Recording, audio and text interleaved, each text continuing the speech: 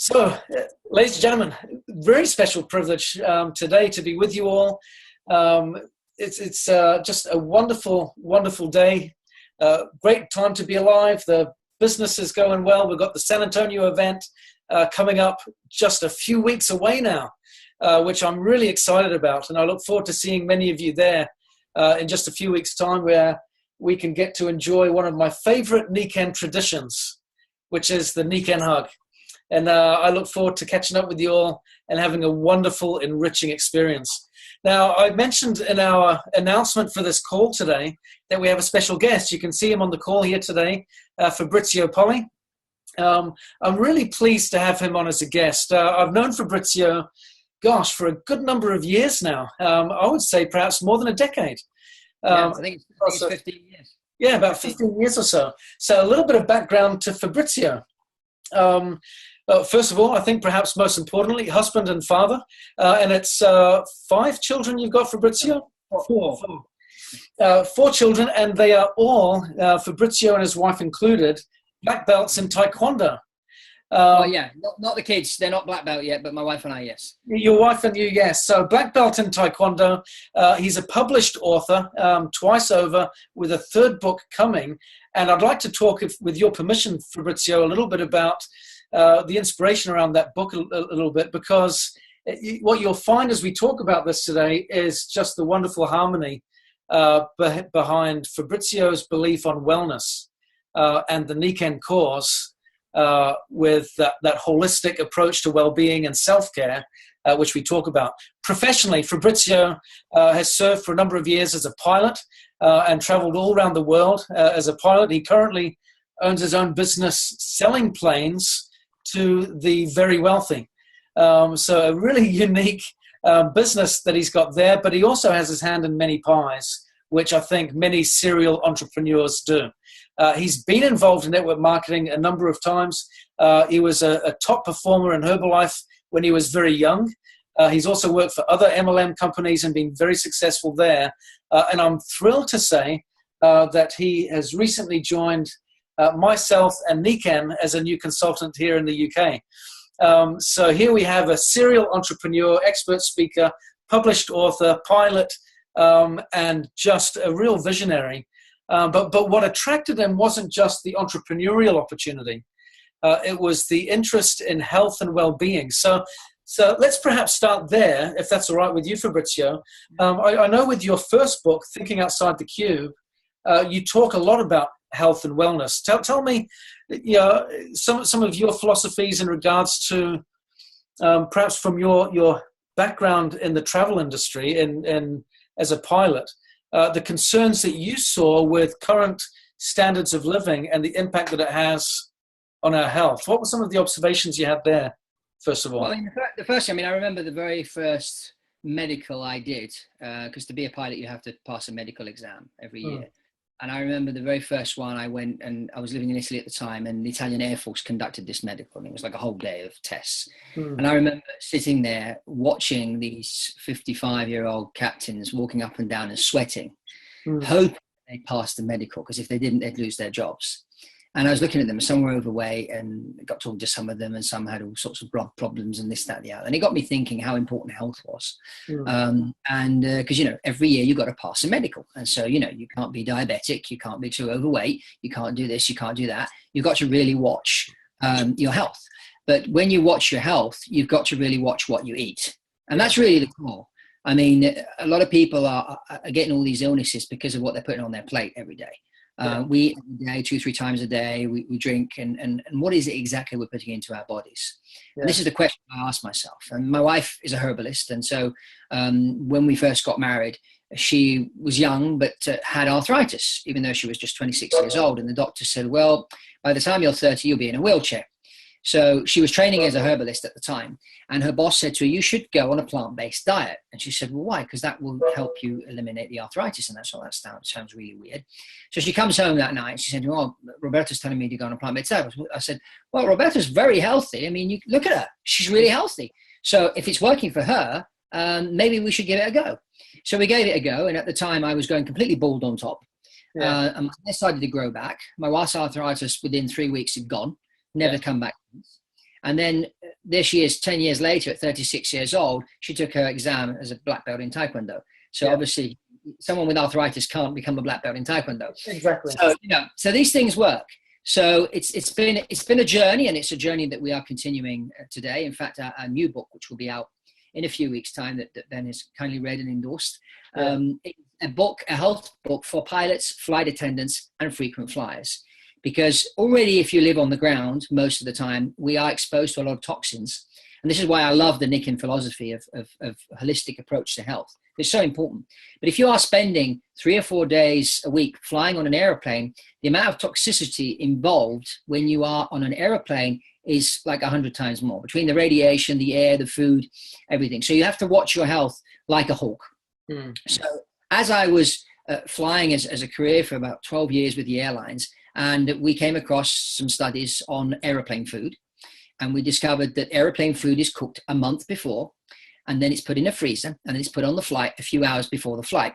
So you imagine the nutritional content in this food, which if you fly once a month is no problem. You can have a meal on a plane and off you go. But if you're a pilot, you're a flight attendant, or you fly a lot for business, like these frequent flyers do, you're on an airplane 3, 4, 5 times a week.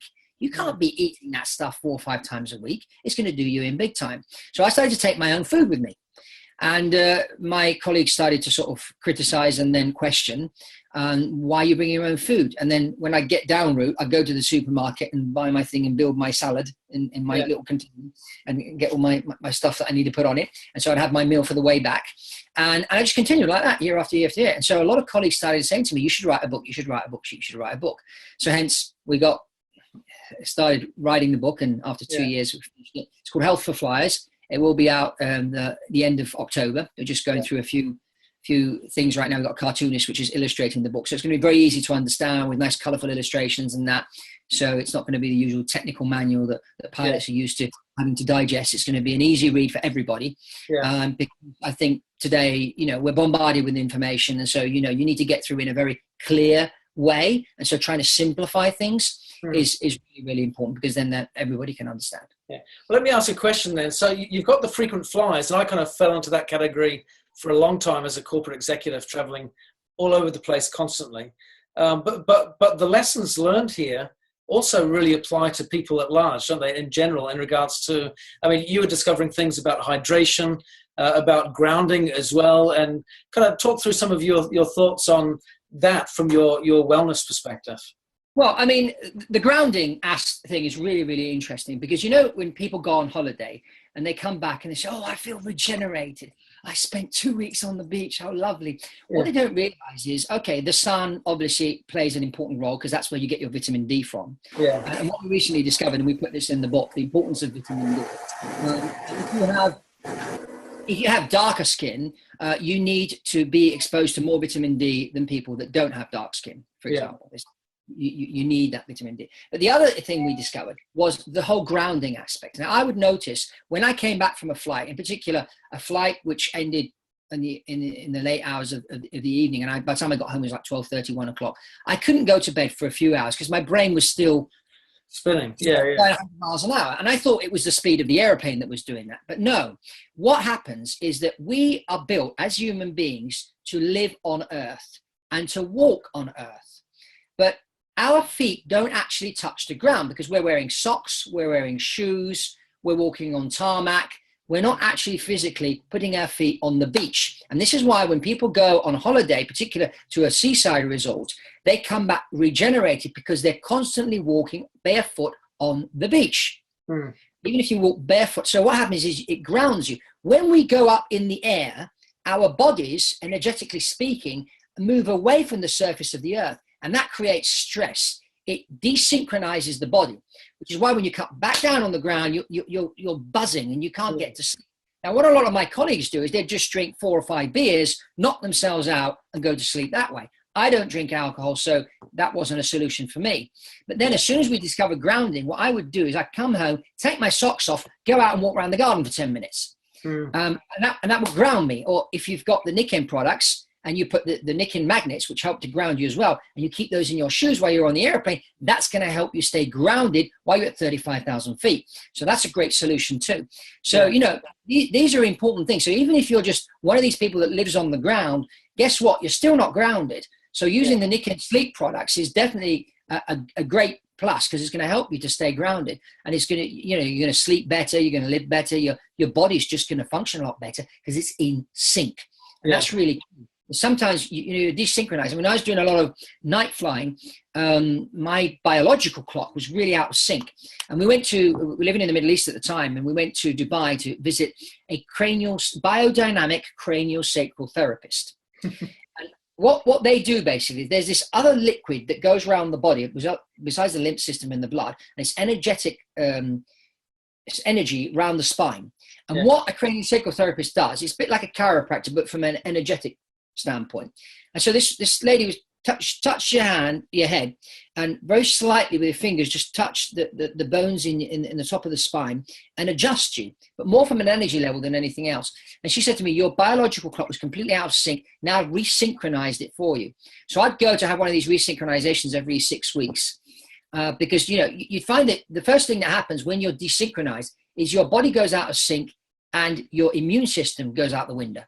So now any bug that's hanging around, you're going to catch. And then plus, if you're on an airplane, it's even worse because of the confined environment, the air, the germs that circulate, whatever. You're going to be catching colds left, right, and center. So you really, really have to show. But, as I was saying, even people on the ground, bear these things in mind. And what's good about NIkken, the products help you with this, but also the education that you get within NIkken to help you understand that you have to have a holistic approach to your health. It's not like, I've got this, I take the pill for that, and problem sorted. No.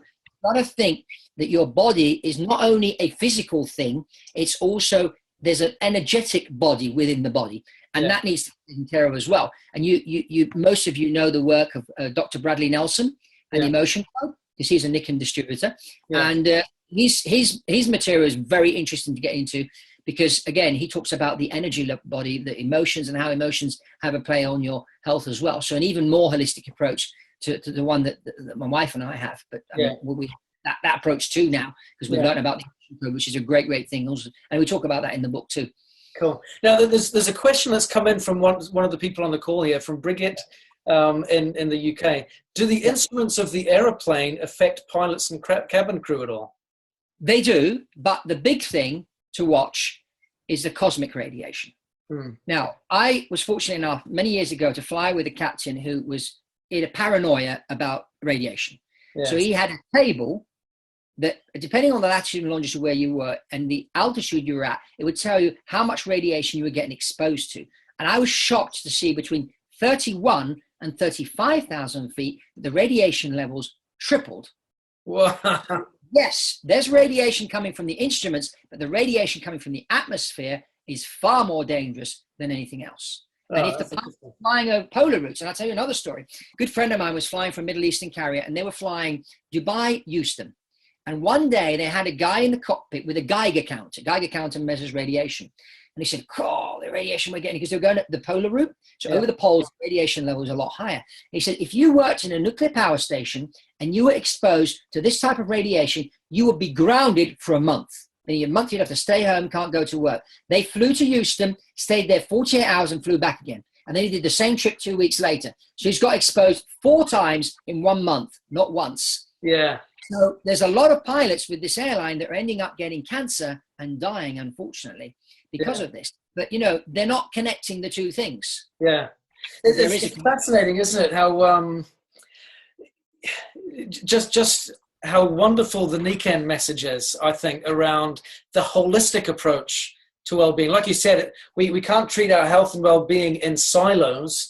So many things are integrated and overlap. And the perspective of a pilot and a frequent flyer that is also very mindful of holistic well-being. Well, you've got a product, the green capsules. The J Greenzymes. Yeah. Now, what they do, this is what I discovered. There was a pilot back in the 1960s and 1970s, and his job was to fly through nuclear explosions on a Learjet. And they had all this instrumentation on board, and they measured all the different levels and whatever. Most of the people on his team died. He ended up in hospital and all sorts of problems. Then his wife discovered that if he drank a green drink every day, full of spirulina, chlorella, and all that kind of stuff, that would basically give you all the iodine you need to help you fight against the radiation and keep the radiation from poisoning you. He never died of cancer. He's still alive today. all his colleagues died because they didn't do this green juice thing. Well, if you're flying a lot, guess what? Take that NIkken product, because you're not only getting radiation in the sky, you're being zapped as you go through the airport and you go through security. And they make you, in America, where they put you through that machine, they you're being zapped. You want to take those capsules before you go through the airport and during your flight. Make sure you stay protected. That creates a shield around you and stops that radiation from killing your body. Yeah. I mean, this is huge. Yeah, and again, I remember you giving a talk a while back, and using the example of a radio. Now, you were talking in a different subject, of course, but the metaphor kind of holds true here, that you were talking about being attuned, and being tuned in to the right frequency in regards to inspiration. This is what the subject was at the time. And you talked about a radio, and the music is actually, technically speaking, is all around us all the time. But if we're not tuned into it, we don't hear it. Right now, wherever you are in the world watching this interview, you've got rock music, classical music, good news, bad news coming through the air. You don't see it, you don't hear it, but if you tune into the right frequency, you can hear classical music, you can hear rock music, you can hear bad news or good news, whatever you tune into, but you've got to get the frequency right. Yeah. And so that to me is kind of a nice segue, because we've got all of this radiation, all of this bad stuff that kind of surrounds us on a continual basis, that we can't see, we don't feel, we don't hear, we can't smell, but it's all there. And that need for grounding, that need for hydration, that need for jade greenzymes, the need for the pie water, the sleep system, so all of that kind of stuff, if we just tune into it, it just helps us to get the right frequency in our body, in our lives, in our direction, which I think is fantastic. But again, I want to use that as a segue to the next half of our kind of conversation here, and that is tuning in, metaphorically, to the right mindset. Now, in the 15 years or so that I've known you, you have always struck me, Fabrizio, as a high achiever, a go-getter. You're someone that always likes to dream big, and you run at your goals. You don't walk with trepidation. You run with gusto, and whatever people might say, you can't write a book, you can't become a black belt, you can't sell jet planes to super rich people. Yeah, how can you do all this this is just crazy. But you go out there and you do it anyway. So let's tune into that frequency for a little bit, because in network marketing, I think it's really important for us to be able to continually dial in. And what I find is, on a daily basis, whatever happens throughout the day can tend to offset the dial just a little bit. Yeah. We don't set the dial and we stay tuned in for the rest of the week or month. It seems that each morning, or maybe from afternoon to evening or whatever, we might need to just adjust the dial a little bit to stay focused and on track with that mental mindset, to make sure that we hear clearly or we see clearly. So first of all, give us a little background, because it's exciting to hear the story as to where did this energy and excitement, kind of zest for achievement for you, where did that come from? Well, I'm not quite sure where it started, but my father always said to me that you should do something that you enjoy and that you have passion for. My father had a very successful career. Sorry, Fabrizio, hold that thought. I'm going to mute everyone again. Someone may have come in late. Yeah, I think we ought to wear tinfoil hats. Yeah. While you're saying that, I think you're right. So let me just... Sorry, let me just go to... I'm trying to find where the mute all button is here. Sorry, it suddenly disappeared on me. If everyone can just quickly self-mute, that might be the easiest way. Oh, here we go. Mute all. And then I'm going to unmute you again, Fabrizio. Okay. And then we're back in. Okay, so thank you very much. Apologies for that. So go back to what your father said. So yeah. So my father, he grew up in central Italy, and he was working in a hotel in a place called Ascoli Piceno. And his boss turned around and said to me, "Angelo, you're wasted here. You should go to London." So he said, "But I don't speak English, so I'll see if I can help you with maybe a job there." So he got a job as one of the many assistant chefs in the Savoy Hotel in London. But before he left, his mother said something very important to him. He said, "When you go to this foreign land," and back then in the 1960s, going to London from Italy was like us going to Mars. Okay. Yeah. So his mother had never been outside this village. And in her little wisdom, she said, when you go to London, mix with successful people, mix with people that are better than you, because that will rub off on you. And look around, spot those successful people and tune in, because it will help you. So anyway, so he got to London. He started as an assistant chef, and then he met my mother. And my mother was a hairdresser, and her boss drove a Porsche, and he had 5 hairdressing salons. But my father didn't have a very high opinion of him.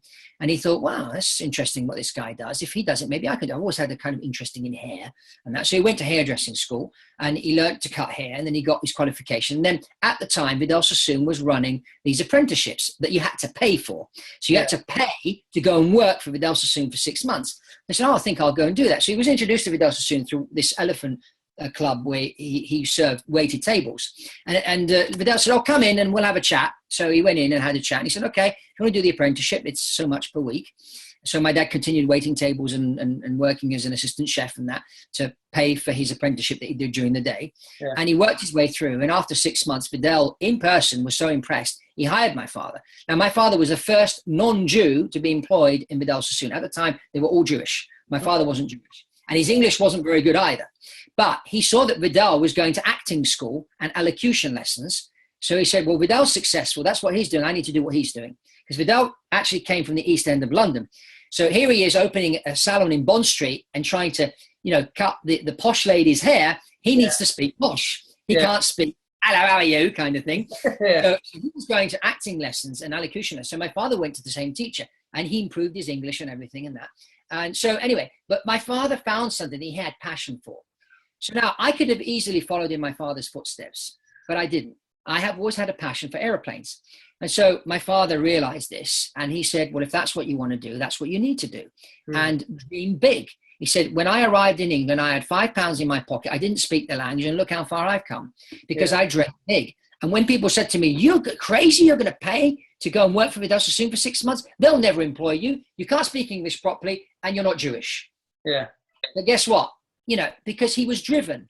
Yeah. And so I would say to anybody that's got a dream, first of all, dream big, because there's 2 things that stop people in achieving big success. The first one is they don't dream big enough.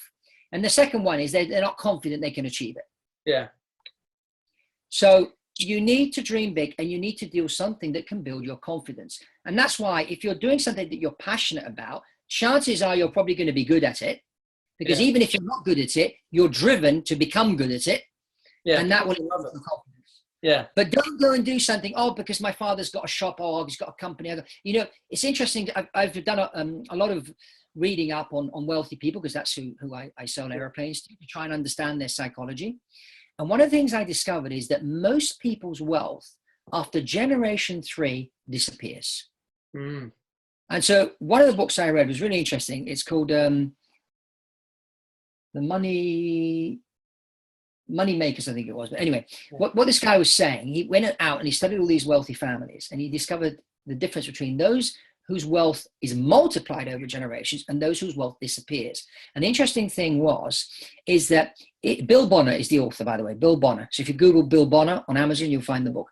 And he basically noticed that those families that managed to keep the wealth going beyond generation 3 is because their children learn about the wealth. So it's not like I'm going to keep all the money and then I'm suddenly going to load it onto my son one day. And then he's loaded with all this money and he has no clue what to do with it. Yeah. No, they have to learn how to manage this money. They have to learn how to build this money and how to multiply it. So I shouldn't be keeping my son working with me. So what a lot of these wealthy families do is they send their children away to school somewhere. They send them away for 5-6 years to work somewhere else on the other side of the world. And they gain experience, and then they bring them into the family company. If that is their talent.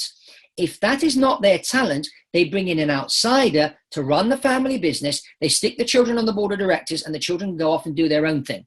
But that way the wealth gets multiplied. What happens is if I force my son to take over if my father forced me to take over his business and I haven't got a clue, or I'm not really motivated, it's not really my thing, guess what? It's going to be an absolute failure. And that's what happens to most businesses. When they pass from one generation to the next, they fail because the person in the next generation hasn't got that passion and drive that the original person that created the wealth has. Yeah. So what a lot of these families have done is they just bring in the outsiders, let them run the company. And then if their son's in particular let's take Stelios, for example. Stelios Ioannou is the creator and founder of EasyJet. Yeah. His father's not in the airline business. Yeah. His father is in the shipping business. Mm. So his father sent him out to the London School of Economics. He went there to study. And then part of his thesis, he wrote this whole business plan about a low-cost airline. And he thought, wow, this could be a good idea. So he went back to his dad and said, Dad, could you lend me £5 million, as you do? and his father, say that. That's what he said to my dad, but obviously not. yeah, but anyway, because people criticize these rich kids. Like Donald Trump's getting a lot of criticism at the moment in America because his father lent him some money. But guess what? That money was multiplied.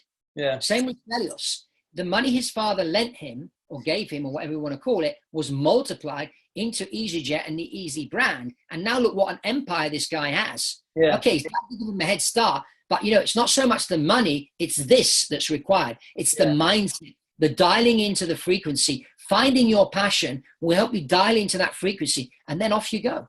Okay, so let's recap here because you've covered a lot of stuff and we're getting to the end of our time. But you've highlighted, I think, some critical points when we talk about dialing into the right attitudinal frequency. And that is, first of all, find your passion. I really love that. And that means we've got to be our own self in that process, be authentic. It's not about following someone else's passion. Even if that someone is someone you look up to, that you respect, you want to emulate, it's still got to be your own personal passion. I think that's really, really important. But the next one is, I love what you said here, surround yourself with successful people so that you can learn from them the behaviors and attitudes and mindsets that can rub off on you over time. So I think surrounding ourselves with successful people is really important too. The third thing you said was we've got to build our confidence because often we fail to succeed because we lack the confidence that we can.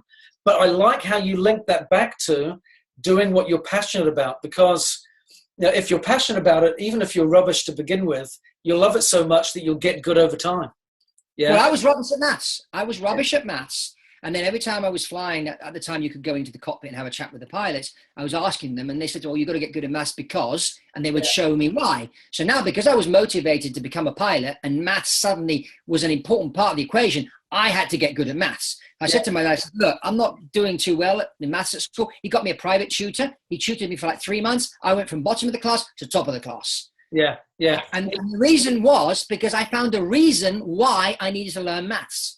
Yeah, yeah. So even something that you're not good at, when you get the purpose there, the cause, the driving motivation, that can turn your abilities around quite significantly. So I'm really grateful for that insight too. So Fabrizio, I want to just summarize kind of everything we've discussed today with just a couple of thoughts, just as we come to the conclusion of our call. I hope everyone's enjoyed having Fabrizio as our special guest today. I always love your energy, Fabrizio, and I think we could have conversations like this into the wee hours of the morning. But what I love about this, first of all, here we have someone coming into NIkken. He's a brand new consultant, been with us for just a few weeks now. But look at first of all, lesson kind of number one, his background as a pilot, as a frequent flyer, and so on. Doesn't that show us some interesting things when you look at how wellness and holistic care of our bodies has influenced him in that profession and what has led him here to NIkken today? That in itself, I think, is a message for all of us as we're looking not just to new customers, but also to new consultants as well, what their needs might be that we might not yet understand, what might be important to them that we might be overlooking. I think that's really important. Fabrizio's connected, I think, today with not just the challenges of frequent flyers and pilots. Excuse our little background guest there. Okay. But also the impact that this represents. To me, this is symbolic of the world we live in today. The fast pace, the hurried pace, the technology, the demands that we have all around us all the time. And what that can be doing to us without many people even realizing it. To me, that's a huge message, number one. The second one is, of course, isn't it wonderful to see people like Fabrizio, serial entrepreneur, pilot, highly educated, hugely motivational, real go-getter, joining the ranks of NIkken and joining our course. Really thrilled to have you with us from that front, Fabrizio. And great to have someone 3 weeks in the business talking like this on a call. Just wonderful. The other point, of course, dial into the right frequency of mindset in order for us to grow our business. What are we deeply passionate about? Who can we associate with to really get motivated and inspired? And of course, build our confidence by doing the stuff that we're passionate about. That to me is really critical. The big stumbling block for many of us is our self-confidence, our belief in ourselves. But if we can tie into what we're doing, tie it into what we love, that can be a massive game changer in a big way. And I would say this, Ben, because when I was in Herbalife was many years ago. I mean, we're talking 25 years ago. And network marketing was very different back then. It was all meetings and meeting with people face to face and making the list of friends and family and all that kind of stuff. Today, it's completely changed. Today, we have the internet, okay? And the way you do network marketing today is completely different, okay? So what's the differentiating factor, okay? This is where you have to find out what your talents are, what products resonate with you the most, and concentrate on those 4 or 5 products and just go for that, promote those on the internet, and just send the message out there through blogs, through videos, you name it. Because at the end of the day, there's so many NIkken distributors out there. There's so many out there. So people have to figure out, why should I join his organization and not hers? Okay. So your uniqueness, celebrate your uniqueness, sell your uniqueness with NIkken. Why me? I mean, I'm going to be promoting all the magnet products and whatever, because I'm promoting to the aviation industry, because that's my niche. Yeah. That's the niche I know. Those are the people that I know, that I've been spending many years in this industry. So that's what I'm concentrating on. And that's what I'm going to be marketing. And we're preparing a number of things right now as we launch the book, NIkken products mentioned in the book. And that I'm going and I've got a whole marketing plan already worked out and got my team working with me on it to go and promote through the internet on autopilot. Once it's all set up, you press the button, it goes. And I don't have to go out there and do 101 meetings or go out there and talk to my neighbor or brother or sister or whoever, because what I'm doing is it's almost like we're not hunting anymore, we're fishing. Yeah. So you prepare the net, you put the net out there, and because the net is built in a certain way, the fish will come. Yeah. Once upon a time, you had your list and you had your rifle and you were shooting for the people on the list and you were upsetting everybody around you and you weren't getting anywhere. And wrong. Let's think about you. What are your unique characteristics? What's the market you know? Which products are you more passionate about? And concentrate on those. Just keep it simple. Keep it simple. Oh, Fabrizio, that is awesome. I mean, we almost need to do a follow-up on this, because that concluding point, I think, is powerful. Celebrate your uniqueness and make that your message, because that way we can all be online utilizing technology without competing, because it's our personal story that resonates with people. And our particular audience, which is great. So everyone, thank you so much for being with us. A special thank you to Fabrizio. Again, for those, there were a couple of comments that came on. Where will this recording be held? It will be on the Royal Alliance YouTube channel and on the Magnetic Leaders YouTube channel. So please do go there afterwards. This will be shared out and you can circulate it, watch it again, share it with your friends and what have you. Thank you very much for being with us, everyone. Have a great week and we'll speak to you soon. Take care. Bye-bye. Hey, everybody. Take care. Bye.